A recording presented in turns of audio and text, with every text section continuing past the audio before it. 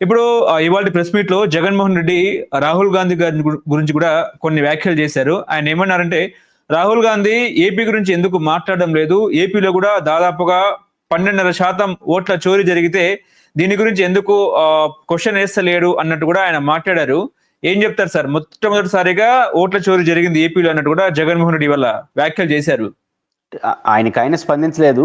Election episode జరుగుతుంది కాబట్టి మీలాంటి జర్నలిస్టులు ఎవరో అడిగారు, రాహుల్ గాంధీ గారు ఎన్నికల్లో జరుగుతున్న విషయాలపైన పోరాటం చేస్తున్నారు, మీరు కూడా ఆయనతో జాయిన్ అవుతారా అని అడిగినప్పుడు ఆయన రియాక్ట్ అయినాడు. ఆయన జాయిన్ కానని చెప్పాడు ఇండైరెక్ట్ గా చెప్పిన మాట ఏంటంటే, రాహుల్ గాంధీ గారు చంద్రబాబు నాయుడు గారు హాట్ లైన్ లో సంబంధాలు ఉన్నాయి కాబట్టి వాళ్ళిద్దరూ మంచి సంబంధాలు కొనసాగిస్తున్నారు కాబట్టి ఆంధ్రప్రదేశ్ గురించి వాళ్ళు మాట్లాడట్లేదు.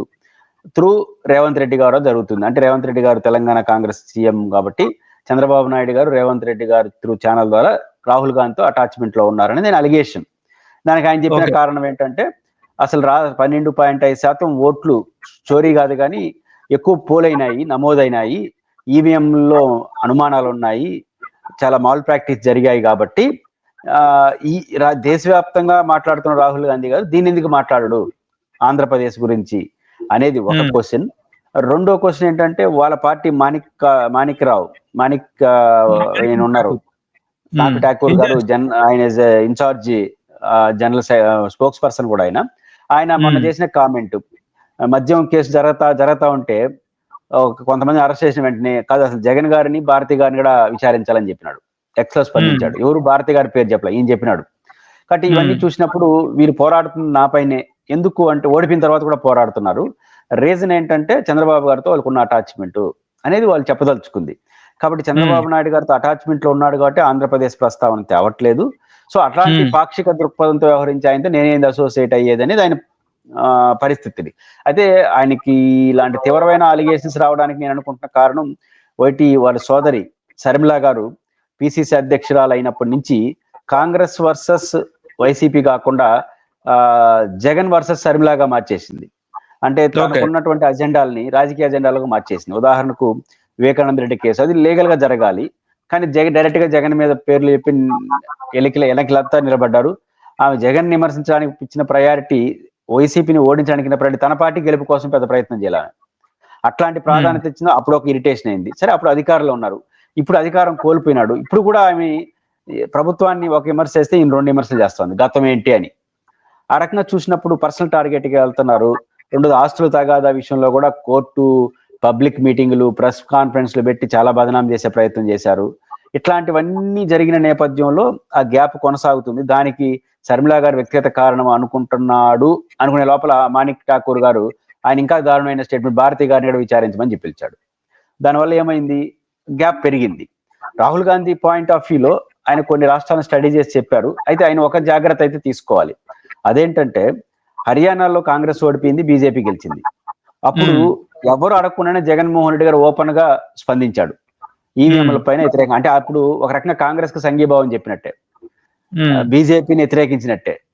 అట్లా మహారాష్ట్రలో జరిగిన ఫలితాల పైన ఆయన అభ్యంతరం వ్యక్తం చేసినాడు, అనుమానం వ్యక్తం చేశాడు. అక్కడ కూడా కాంగ్రెస్ కూటమి అన్యాయం జరిగింది, బీజేపీలు గెలిచినారు. కాబట్టి కాంగ్రెస్ కూటమికి హర్యానాలో అన్యాయం జరిగినా, మహారాష్ట్ర జరిగినా రాజకీయ కోపతాపాలు పక్కన పెట్టి జగన్ గారు బోల్డ్ గా ముందుకొచ్చినప్పుడు రాహుల్ గాంధీ నుంచి స్థాయిలో కాకపోయినా కాంగ్రెస్ పార్టీ నుంచి ఒక థ్యాంక్స్ అనేది చెప్పి ఉండాలి కదా, సపోర్ట్. అంటే ఆయన్నేమి ఈయన అడగలేదు, రాజకీయంగా ఒకరికొకరికి మధ్య గ్యాప్ ఉంది, అయినా కూడా స్పందించాడు. ఈయన ప్రాంతీయ పార్టీ, జాతీయ పార్టీ నాయకుడు కూడా కాదు, అప్పుడు ఎందుకు చెప్పలేదు? మినిమం కనీసం రికగ్నైజ్ చేయాలి కదా. అటు బీజేపీకి అందరికి సవాల్ చేస్తూ ఆయన మాట్లాడినప్పుడు, ఇప్పుడు మన రాష్ట్రంలో మనకు అన్యాయం జరిగి మనం ఓడిపోయినప్పుడు ఒక ప్రాంతీయ నాయకుడు స్పందించాడే అని మినిమం కరెక్టసీగా రియాక్ట్ అయి ఉండాలి. అట్లా రియాక్ట్ అయ్యే స్వభావం కనపడలేదు. కాబట్టి అక్కడ కనపడలేదు, ఇక్కడ ఇట్లా వ్యవహరిస్తున్న కారణంగా మాణిక్ ఠాకూర్ గారు వ్యవహరించిన తీరు అన్నిటి కారణంగా ఆయనకి కాంగ్రెస్ పార్టీ ఇంకా నా మీద ఏదో కోపతాపాలతో ఉన్నట్టుంది అనే అభిప్రాయానికి వచ్చాడు. దాన్ని బహిరంగపరిచారు. కాబట్టి రాహుల్ గాంధీ గారితో కలిసి ఆయన ఇప్పట్లో ఎలాంటి యాక్టివిటీలో ఉండడనేది దీన్ని బట్టి అర్థమవుతోంది. కానీ రాహుల్ గాంధీ గారు సిన్సియర్ కాదు అనే ఒక స్టేట్మెంట్ ఇవ్వడం వల్ల కాంగ్రెస్ పార్టీ సానుభూతి పరులను దూరం చేసుకోవడంలో భాగం కాదంటారా ఈ వ్యాఖ్యలు జగన్మోహన్ రెడ్డి గారు? రాహుల్ గాంధీ గారు వ్యక్తిగత సిన్సియారిటీ నేను ప్రశ్నించలేదు. ఆంధ్రప్రదేశ్కి వచ్చేసరికి చంద్రబాబుతో ఉన్న సంబంధాల రీత్యా నిజాయితీగా వ్యవహరించట్లేదు అంటున్నాడు. అంతే. ఆయన ఓవరాల్ రాహుల్ గాంధీ గారి క్యారెక్టర్ని కాదు, ఇక్కడ చంద్రబాబు ఉన్నారు కాబట్టి ఇక్కడ ఆయన పట్టించుకోడు, ఆయన పార్టీ పట్టించుకోదు, ఆయన పోరాటం అంతా నా మీదే ఉంటుంది ఓడిపోయిన తర్వాత కూడా. అప్పుడు ఆయనకి నిజాయితీ ఎక్కడ ఈ పాయింట్ ఆఫ్ వ్యూలో. కాబట్టి నేను ఆయనతో ఉండండి. కాంగ్రెస్ ఓట్ వాళ్ళ పోతుందా, లేదా ఇప్పుడు చంద్రబాబు నాయుడు గారు రేవంత్ రెడ్డి గారితో కలిసి బీజేపీ మన కాంగ్రెస్ సైల్ అవుతుంది అనుకున్నారు అనుకోండి, చంద్రబాబు గారు ఎక్కడున్నారు? బీజేపీతో ఉన్నాడు. బీజేపీతో ఉన్న చంద్రబాబు నాయుడు గారితో కలిసి ఉన్నాడంటే కాంగ్రెస్ ఓటింగ్ అని నష్టం వస్తుంది కదా, అది ఉంటుంది. కాబట్టి ఖచ్చితంగా ఇది ఏదో ఒక దశలో ముగింపు పోతే ఒకరి వల్ల ఒకరికి నష్టం వస్తుంది.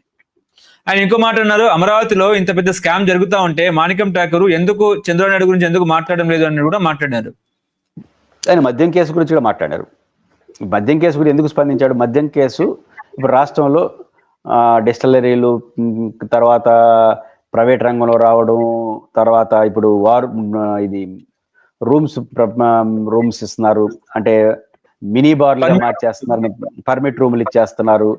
అదే ఇట్లాంటివన్నీ వస్తున్నప్పుడు ప్రభుత్వ ఆదాయం తగ్గుతోంది, ప్రైవేట్ వ్యక్తుల చేతుల్లో ఆదాయం పోతున్న విమర్శలు రాష్ట్రంలో ఉన్నప్పుడు కానీ, రాజధాని ఏ దిశలో సరే తెలుగుదేశం ప్రభుత్వాన్ని సూటిగా ప్రశ్నించట్లేదు. ఇప్పుడు కూడా నన్నే ప్రశ్నిస్తున్నారు అంటే వీళ్ళకి నా మీద వ్యక్తిగత కోపం తప్ప విషయం పట్ల లేదనేది ఆయన పాయింట్. కాబట్టి ఇంకా దాన్ని ఆయన ఆ యాంగిల్లోనే ముందుకెళ్తాడు. అందువల్ల ప్రతిదీ అడుగుతాడు. ఇప్పుడు నా సిన్సియర్ గా మాట్లాడుకున్నప్పుడు బీజేపీ కదా, చంద్రబాబు నాయుడు గారు ఇప్పుడేం తెలుగుదేశం కాదు, తెలుగుదేశం బీజేపీ ఒక కూటమి. మరి బీజేపీ కాంగ్రెస్ వ్యతిరేకంగా ఉన్నప్పుడు బీజేపీ మిత్రపక్షాల పాలనే కదా ఆంధ్రప్రదేశ్లో, ఇక్కడ ఎందుకు యాక్టివ్ గా లేదు వాళ్ళకి వ్యతిరేకంగా? ఇక్కడ ఉన్నంతలో నన్నే తిడుతున్నారు ఓడిపినా కూడా అనేది ఆయన పాయింట్. ఆ పాయింట్ ఆఫ్ వ్యూలో ఆయన వ్యతిరేకిస్తున్నాడు. ఓకే, అంటే ఇప్పుడు జగన్మోహన్ రెడ్డి గారు చంద్రబాబుని ఇరుకున పెట్టే అవకాశం ఉందంటారా ఈ రకమైన వ్యాఖ్యల ద్వారా? అంటే చంద్రబాబు ఇటు రాహుల్ గాంధీ ఇటు రేవంత్ రెడ్డి మధ్య ఉన్న వారు, అంటే ఐ మీన్ రిలేషన్షిప్ ఖచ్చితంగా ఇప్పుడు జగన్మోహన్ రెడ్డి గారు చేసిన హాట్ టాపిక్ చర్చనీయాంశం అవుతుంది. ఇప్పుడు కాంగ్రెస్ పార్టీ అనివార్యంగా స్పందించాల్సి వస్తుంది. లేదా చంద్రబాబు నాయుడు గారు రేవంత్ రెడ్డి గారు కలిసి ఉన్నారనుకుంటే తెలంగాణలో బీఆర్ఎస్ వాళ్ళు దీన్ని రాజకీయం చేస్తారు, ఈ పాయింట్ ఆఫ్ వ్యూ వాళ్ళు ట్రోల్ చేస్తారు. ఇట్లా డైరెక్ట్ గా రాహుల్ గాంధీ రాహుల్ గాంధీ చంద్రబాబు నాయుడు అంటే బీజేపీ వాళ్ళు కొంచెం ఇబ్బంది పడతారు. మల్టిపుల్ గా ఉంటే పెద్ద డిబేట్ కి అయితే దారితీస్తుంది. ఓకే, పురుషోత్తమ్ రెడ్డి గారు ఇప్పుడు లిక్కర్ స్కామ్ గురించి మాట్లాడుకుంటే, లిక్కర్ స్కామ్ లో రెండో ఛార్జ్ షీట్ లో కూడా ఇటు ధనంజయ రెడ్డి, అదేవిధంగా కృష్ణమోహన్ రెడ్డి, గోవిందపుల పేర్లు కూడా ఉన్న పరిస్థితి. ఏం చెప్తారు సార్ లిక్కర్ స్కామ్ గురించి? లిక్కర్ స్కామ్ ఇంకా చాలా సుదీర్ఘ కాలం పాటు కొనసాగుతుంది. లిక్కర్ స్కామ్ పైన పేరుతో విచారణ, ఎందుకంటే తగిన ఆధారాలు వాళ్ళు చెప్తున్న దానికి వస్తున్న ఛార్జ్ షీట్లకి పొంతనుండట్లేదు. బయట జరుగుతున్న ప్రచారం జగన్మోహన్ రెడ్డి గారికి డబ్బులు అందాయని చెప్తారు, కానీ ఎట్లా అందాయి, ఎవరి ద్వారా అందాయి, దానికి ఉన్న ఆధారాలను తెలియదు. జగన్మోహన్ రెడ్డి గారు తీసుకొచ్చిన పాలసీకి లిక్కర్ లో చేస్తున్న ఆరోపణలకి మధ్య పొంతన కుదరాలి. అన్నిటికన్నా మించి సుప్రీంకోర్టు లాంటి తీర్పులు ఇచ్చింది ఏంటంటే, విచారణ సమయంలో సహనిందితులుగా ఉన్న వాళ్ళు ఇచ్చే స్టేట్మెంట్లు సాక్ష్యంగా పరిగణించము. ఇప్పుడు సిట్టోళ్ళు ధనంజయ రెడ్డి ఏం చెప్పినారు, ఆయన ఏం చెప్పాడు, ఏం చెప్పాడు రాస్తారు కదా ఛార్జ్ షీట్ లో, వీటిని సాక్ష్యంగా చూడదు కోర్టు జడ్జి ముందు ఏం చెప్తారో సాక్ష్యంగా చూస్తుంది. కాబట్టి వీళ్ళు ధనంజయ రెడ్డి గారు ఇది చెప్పారు, ఆయన చెప్పాడు, వీళ్ళందరూ జగన్ పేరు చెప్పేసినారని అంటున్నారు. మరి రేపు కోర్టు ముందు వాళ్ళు చెప్పలేదు అనుకోండి, అది సాక్ష్యంగా చల్లదు, ఈ ఛార్జ్ షీట్కే పరిమితం అయిపోతుంది. కాకపోతే ఇవన్నీ రావడం వల్ల ఇంకా ఎక్కువ కాలం పాటు విచారణ జరగడానికైతే స్కోప్ ఉంటుంది. భవిష్యత్తులో ఈ విచారణ సుదీర్ఘకాలం నడుస్తుంది. మరి ఎక్కడికి లాజికల్ కంక్లూడింగ్ వస్తారో చూడాల్సిన అవసరం ఉంది. కానీ ఇట్లాంటి ఛార్జ్ షీట్లు వేయడం ద్వారా విచారణ ఇంకా ఎక్కువ కాలం కొనసాగడం, ఆల్రెడీ బెయిల్ కోసం అప్లై చేసే వాళ్ళకి ఇవన్నీ ఉన్నాయి కాబట్టి వీళ్ళకి బెయిల్ నిరాకరించమని చెప్పి అప్పీల్ చేయడానికి ఈ పరిణామాలు దోహదం చేస్తాయి.